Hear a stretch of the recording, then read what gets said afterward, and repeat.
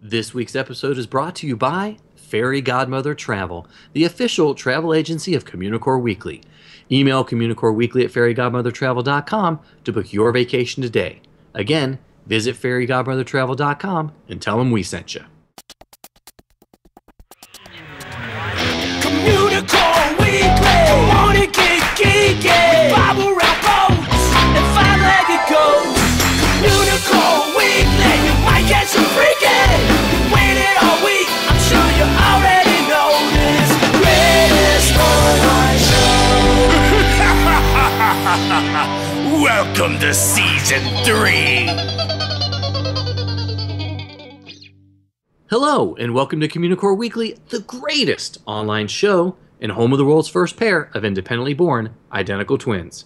I'm George. And I'm Jeff. It's almost holiday time, George. Are you excited? I thought you were going to say it's almost Halloween. I was like, yeah. It's only 327 days till Halloween, George. Aren't you excited? Well, depending on what day we're recording this. As of right now, that's my best guesstimate of when Halloween's going to be. It's probably as good as anybody else. That's true. That's a fair point. That's true. I guess the holidays, I mean, yeah, it's going to be some time off of work. And heck yes, I get 2 weeks off. 2 weeks? Oh, that's right, you work at an SCHOOL. We don't want everybody to know.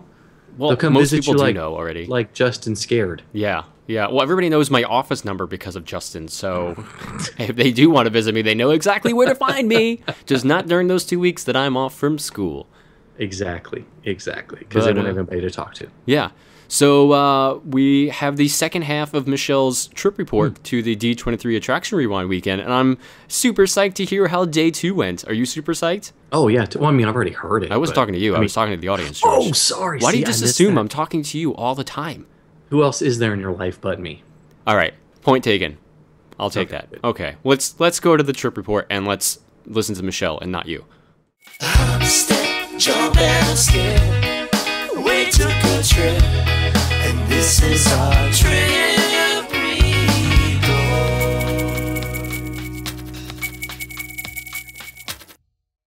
So on episode 152, the one before this one, Michelle told us all about day 1, which was really a look at the 1964-1965 New York's World's Fair and the Disney pavilions that were there and sort of what happened to them.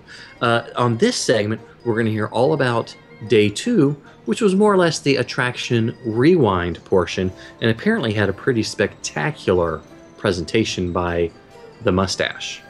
All right, so let's move on to day 2, and let's talk a little bit about what happened there. So it was kind of like a retrospective, parts of it about stuff that we have now lost and we severely miss and wish were back again, or? Yeah, it was at times. It went back and forth. So it started off with a really wonderful presentation by Becky Klein and by Stacia Martin. I know that everybody walked away huge fans of the two of them, and especially Stacia. Yeah, Stacia's wonderful. And I met her very briefly the very first day, and she was very kind and very understanding. So, yeah, we started off by looking at Mark Davis's Snow Queen, and we actually got to then do sort of a walkthrough, if you will. They took some of his concept art. They found new concept art they hadn't known of before. They put it together, and then they also put it together with Jeff Crawford's scoring that he had found that was original scoring, but he had played it. That is awesome. It brought down the house. Wow. They also, one of the elements of this weekend was that they gave us these things called Stamped D23, which is a technology that you can use on touchscreens that then unlocks locked areas of web content.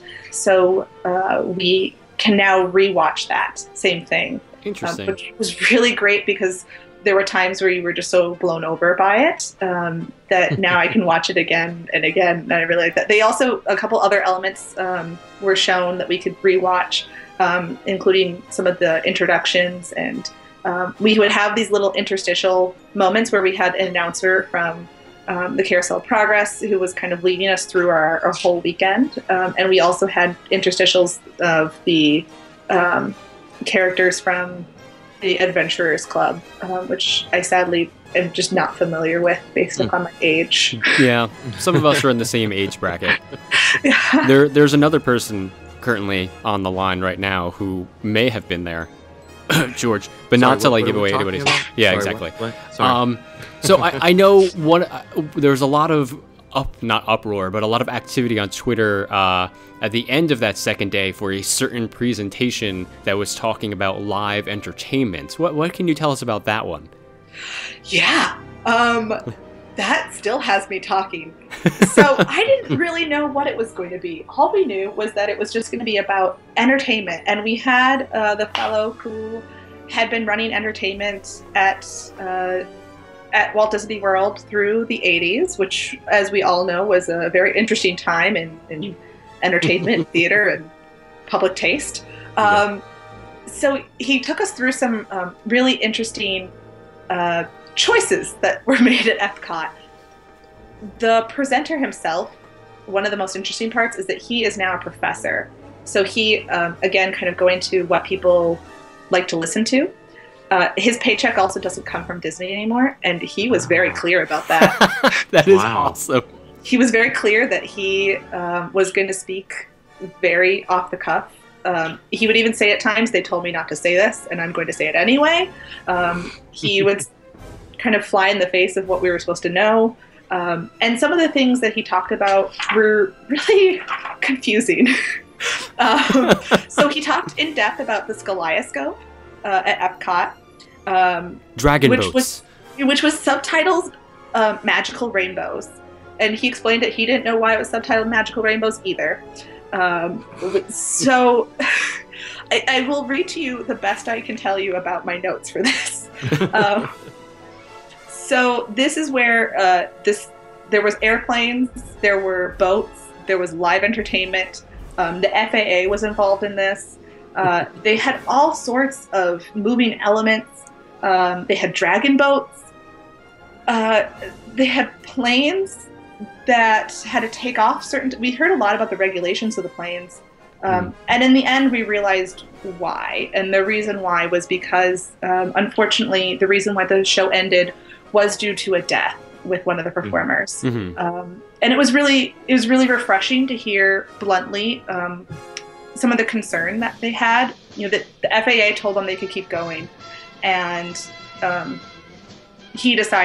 Ron Logan decided, no, we're not going to, out of respect. Oh, wow. So it was really moving to hear him talk in depth about what it meant to that family, what it meant to the other performers, to say, although we are allowed to keep performing, we choose not to. And he kept emphasizing the risks that they did take. They had hovercrafts. It was called the Epcot Navy.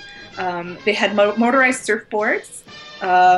They also had a very unusual storyline. I'm going to try my best to explain. Okay, so Dreamfinder is the host, and it involves his blimp, which was actually pedaled by Ron Schneider. So you could see him live. So Dreamfinder is bringing some gumdrops to the lagoon to make rainbows. If you add water to gumdrops, they make rainbows. But if you add water to gumdrops, they make dragons, and dragons themselves eat rainbows. I am so confused. This is why I wrote it down. So Dreamfinder leads to gumdrops, which leads to water, which leads to dragons, which leads to eating rainbows. And all of this is because we want to make rainbows.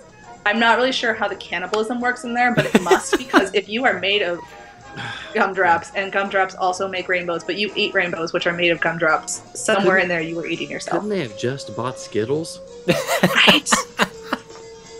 So that ended in 1987, and we also heard a second really great story, which was about the Epcot Circus Spectacular of 1987. I remember that show. And Progress City has Michael Crawford. D23's Michael Crawford has actually has some of the footage up on his YouTube page, so you can watch it.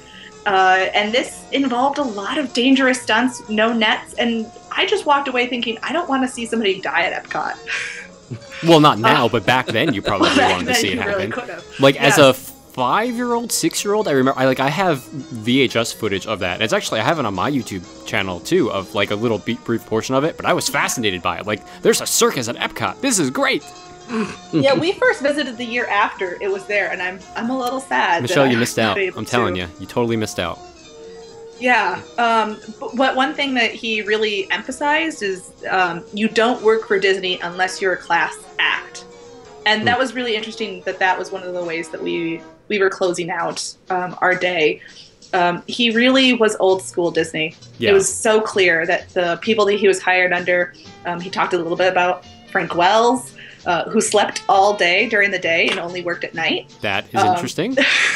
And about Dick Nunes. And he really had a really high class barrier about what the decision making that they had was. And it's one of the reasons why he's so upset about Spectrum Magic and the Main Street Electrical Parade. He took us through, I had to make a chart to understand all the things he said to us about the Main Street Electrical Parade and Spectrum Magic, and the anger that he had about the company capitalizing off of people's nostalgia, which was an interesting thing at Attractions Rewind. Capitalizing off their nostalgia by having these goodbye tours, and that each of the parks then said, I want my goodbye tour too, and I want my goodbye tour. So that was very intriguing as well. Interesting. But it sounded like it was a pretty action-packed weekend that you had there. A lot of things going on. There were some surprises as well, surprises of note. So there was a D23 Archives exhibit. The exhibit was really underwhelming. It was smaller than my hotel room. Wow. It consisted of 3 stand-up displays. It had 4 large items, including the Figment, a bear from Maelstrom, a pig and a horse from The World of Motion.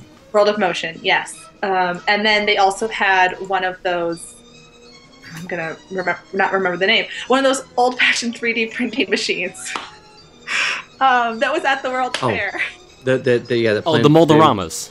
Yeah. Moldoramas! That's Thank it. you. Yes, there was a Moldorama from the 1964 World's Fair, and then they had a big surprise, which was that they turned it on during the lunch break, which was difficult because so many people needed to leave to go eat lunch because there's just not enough capability for everybody to eat in the Contemporary. So if you left to go get lunch, then you didn't get to watch it.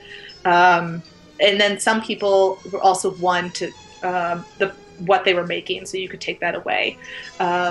The second day, we also had a surprise, which was that they had recreated World Key and the original video games, the touchscreen video games. Awesome. Jealous. From Epcot, and that we could go play those on iPads because they said the technology still exists. Rebuild it. And we did. And then the store, I feel like it's worth warranting, kind of mentioning about the fact that they had the Mickeys of Glendale. I've been to the real Mickeys of Glendale before. This pop-up version of it emphasized a lot of the pins, and it also had a lot of the stuff from the sponsors, which were Twinings and H2O. So it was disappointing. There was some beautiful prints of some of the It's a Small World artwork and the Tower of the Four Winds. I did not walk away with any purchases. The first day, there was a line that was over 2 hours long. Oh, I'm sure. It's always that kind of line. And the second and third day, you could walk in.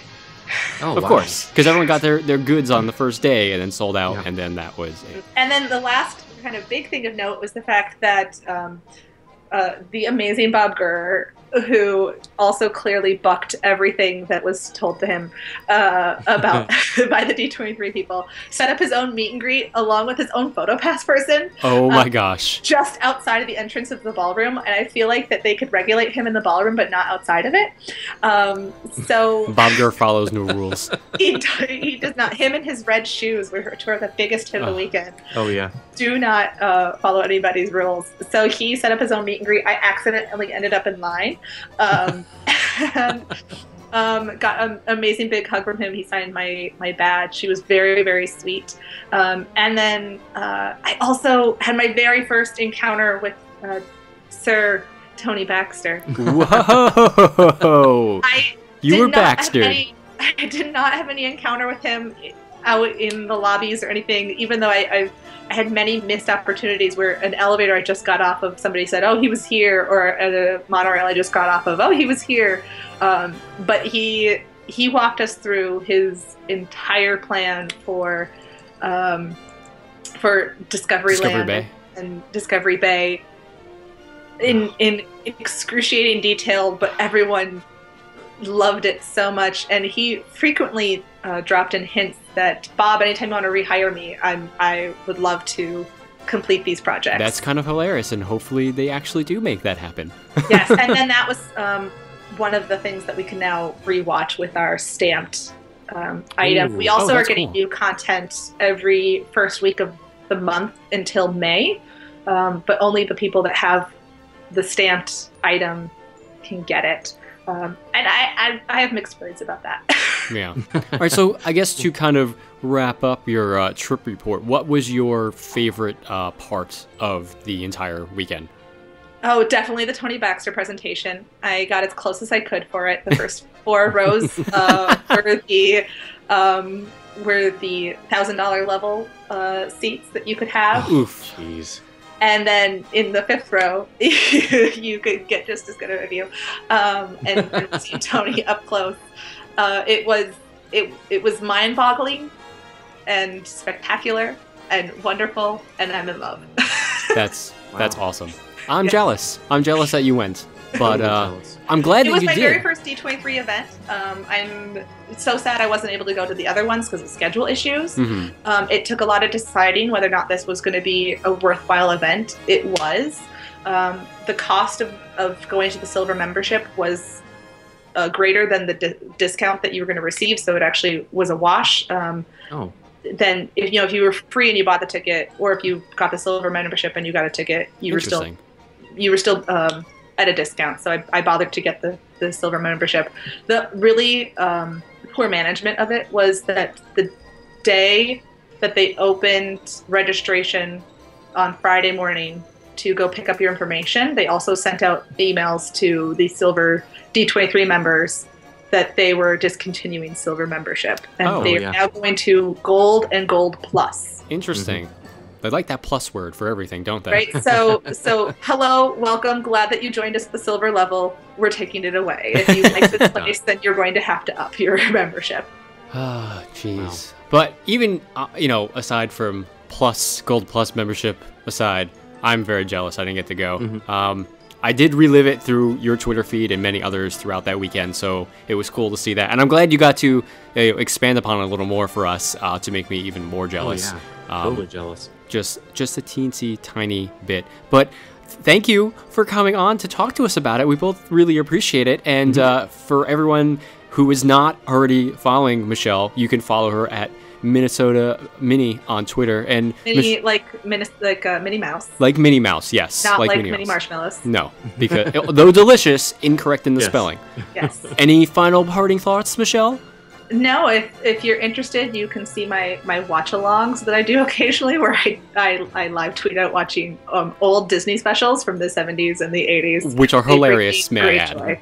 You guys should definitely follow her just for that alone, because it adds some interesting parts to my workday when I see them happen. All productivity stops, and I kind of watch along with you. But again, thank you very much for coming on, and hopefully we can get you out here for the D23 Expo this coming year. We'll see. Yeah, me too. He's a nerd, he's a geek, but we all like to hear him speak. So listen up to the words from his speech. It's George's Book of the Week. This week's book is Two Guys Named Joe by John K. Maker, published in 2010, 208 pages. This is a book that sat on my shelf unopened for almost 4 years, and I can't figure out why. John K. Maker, if I can say his name right, is an animation historian extraordinaire and has written a wonderful book about two Joes, Joe Ranft and Joe Grant, that both influenced the Disney Studios and Pixar very heavily. We've covered books by K. Maker before, including Before the Animation Begins and The Art and Flair of Mary Blair. His other book, On the Nine Old Men, is a must-have for fans of Disney animation. So, a little bit about K-Maker. He's an animation historian, an animator, and a professor of film animation at New York University's Tisch School of the Arts. And he is a very successful author with 7 books, 3 just about Disney animation, and hundreds of essays and articles to his name. Mr. K-Maker is also noted for several award-winning short films. Now, this book itself is actually divided between Ranft and Grant, with Ranft getting the first part of the book. So in the beginning of the book, we learn a lot about Ranft's early life and how he was a very large child and was always getting in trouble. Like me. Eventually. Yeah, I was going to say, well, it's the getting in trouble part. Yeah, that part. I'm assuming your mom claims that you were still very skinny back then. I weigh the same as when I was born. Good. Well, eventually, Ranft channeled his energy and passion into magic tricks and drawing, but not before being ousted from a school or two. Apparently, he got in trouble with some nuns. And that's all, so you'll have to read the book. We do follow him through his stint at Cal Arts, Disney, and eventually Pixar. A lot of Ranft's talents were in storyboarding and being able to get a lot of emotion and story into the storyboard process. He was part of the Pixar Brain Trust and was instrumental in the Toy Story films and most of the early Pixar films. He was also a champion of Tim Burton and worked on many of his first projects. Ranft did pass away in 2005, and his memorial service, which is sort of covered in the book, is very touching, and you realize how much this one guy had an influence on John Lasseter and Pixar and animation for many years to come.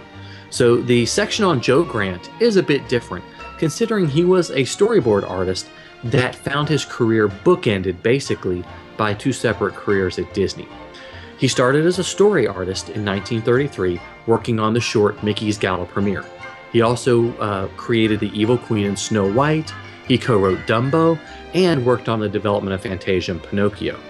And as you learn in the book, as he found success and Walt's ear, he also found a lot of enemies within the studio. K-Maker discusses how Grant created the story department and sort of stocked it full of the best artists in order to push his own projects. And in some cases, he was almost as powerful as Walt Disney at the studios. Grant left the studio in 1949 and ran a very successful ceramic and greeting card business. He returned to the studio in 1989 to work on Beauty and the Beast and worked on almost every film until Mulan, and he passed away in 2005 while at his drawing board in his studio. Really? Yeah, passed right there. So, wow. 2 Guys Named Joe, with the subtitle Master Animation Storytellers, is a wonderful look at 2 incredibly influential storyboard artists and storytellers. In addition to offering a look at how Joe and Joe became artists, we also see how Disney and Pixar worked at different times and how they worked with different personalities. The artwork featured is beautiful.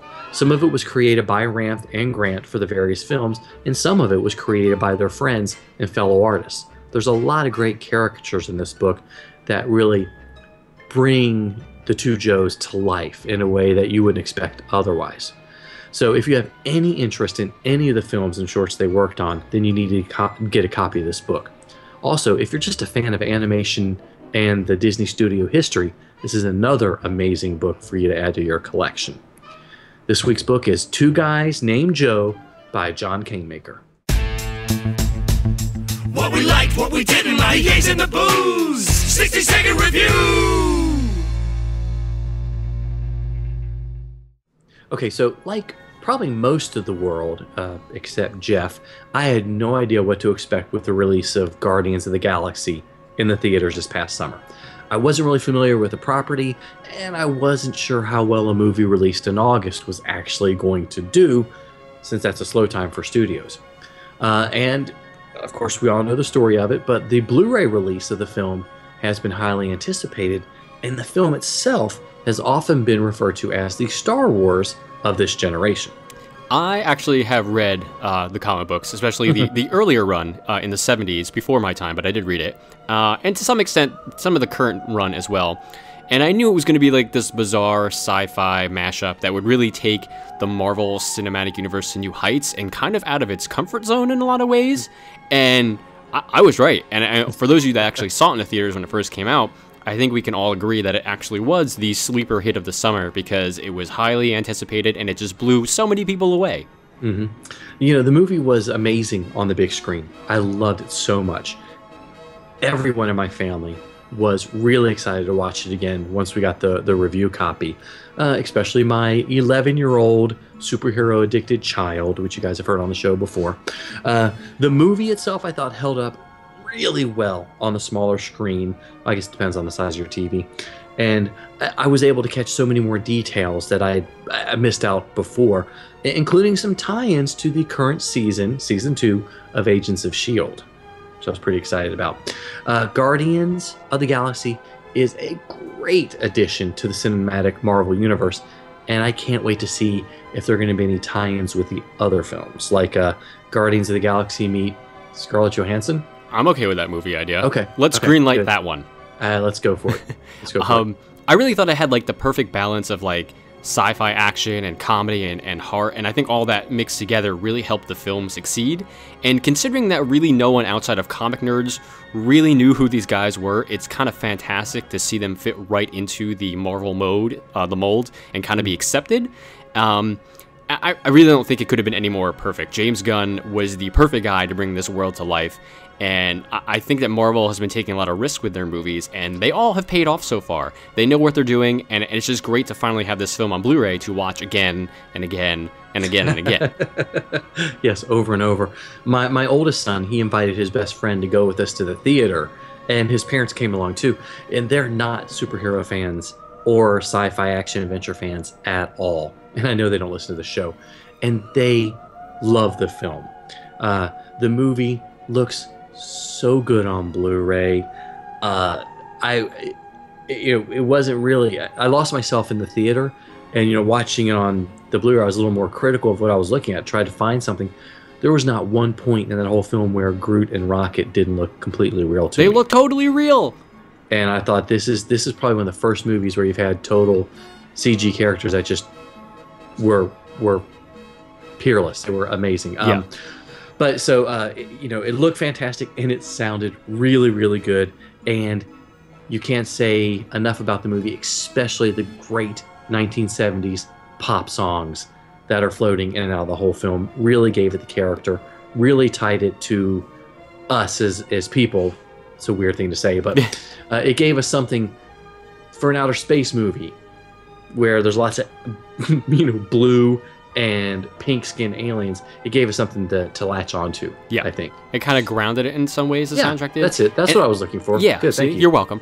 I really think the soundtrack is like probably one of the best in like the last 5-10 years in overall. Like they picked fantastic songs to go along with this movie, and even the score by Tyler Bates is amazing as well. Yeah, and I don't want to say it's the best Marvel movie, but it's probably my favorite. It's up there. Maybe this and Winter Soldier are up there. But any movie that has Howard the Duck, I mean, how can you go wrong with that? But yes. Aside from just the movie, there was a bunch of extras on the disc as well. Yes, there were. The extras I thought were really pretty good. Yeah, me too. Better than most of the other extras that Disney, I guess this is Marvel Studios, but Disney usually releases. Disney's often like, they'll put out a release and go, well, just be happy you've got the movie, and we'll give you some extras in 20 years. But, I thought there was a really good look at Avengers Age of Ultron, which is going to be so dark and so good. Oh, it's going to be awesome. Yes, it is. They actually talked to Josh Whedon and Kevin Feige, which was awesome. There were a few deleted scenes that they showed from Guardians that actually added to the overall story, and which I was kind of like, well, I wish this would have been in there because it really gave some enlightening, or made the characters a little better to understand, but I guess timing-wise they had to pull it. And the gag reel, which was kind of funny because it wasn't as funny as most gag reels, but the movie was already hysterical. Yeah. It was hilarious. Just a little bonus. The dance-off scene was awesome. Yes, it was. Yeah, was awesome. Everybody started doing their... It was great. I'm actually making the motions right now, but I realize nobody can see me, so I look like an idiot. So just imagine me doing some of those dance moves, everybody. That's what I'm doing right now. We won't tell anybody. We won't tell anybody at all. There was a longer one called The Guide to the Galaxy with James Gunn, which was sort of like there was a lot of 8-bit interstitials, which was really neat. Yes. And it basically talked about how they designed the world and how much thought was put into it, based on the comics and based on what they had already done in previous films, and how they kept it sort of like a Bible that they had written, which was really, really nice. Yeah. So, and then of course you got the one about Rocket and Groot, which we talked about them, and that was awesome. Yeah, anyway. they really, I think, nailed it with these extras. There was a commentary track by James Gunn as well, which I love commentary tracks, so it was great hearing him talk about it and learning a little bit more about the film and his insights behind it. And he's an interesting filmmaker to begin with.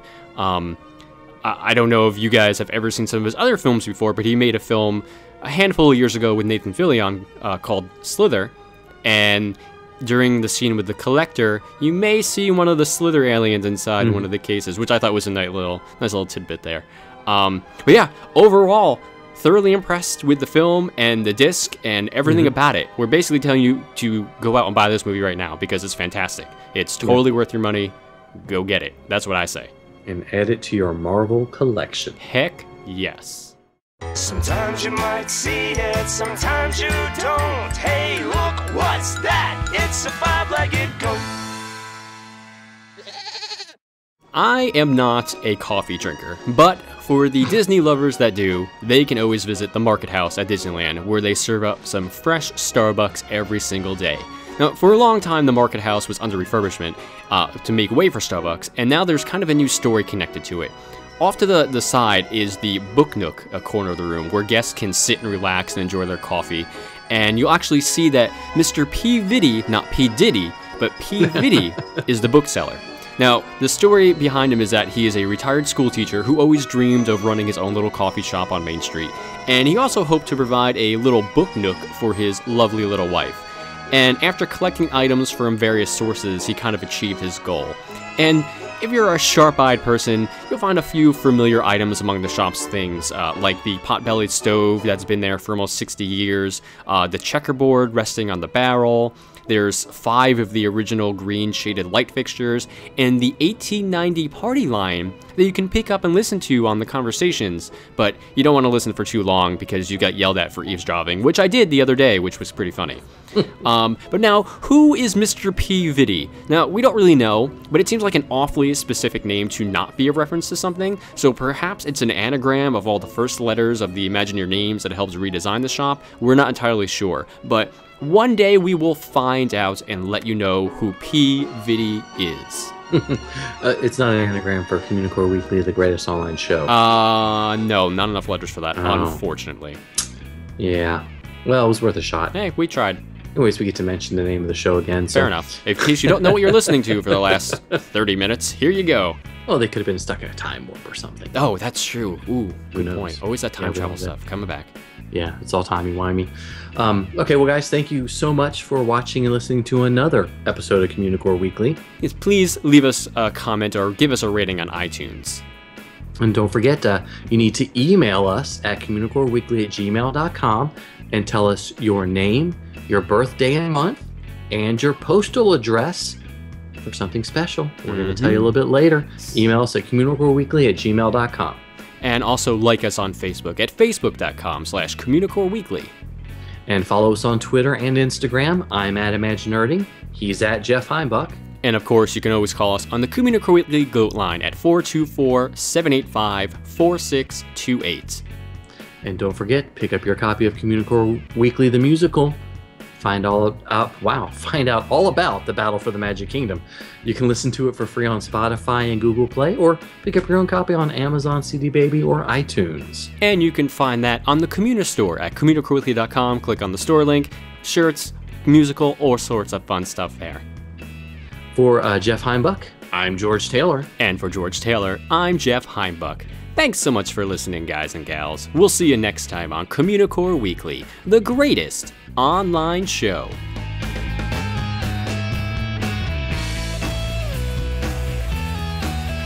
Toilet paper press.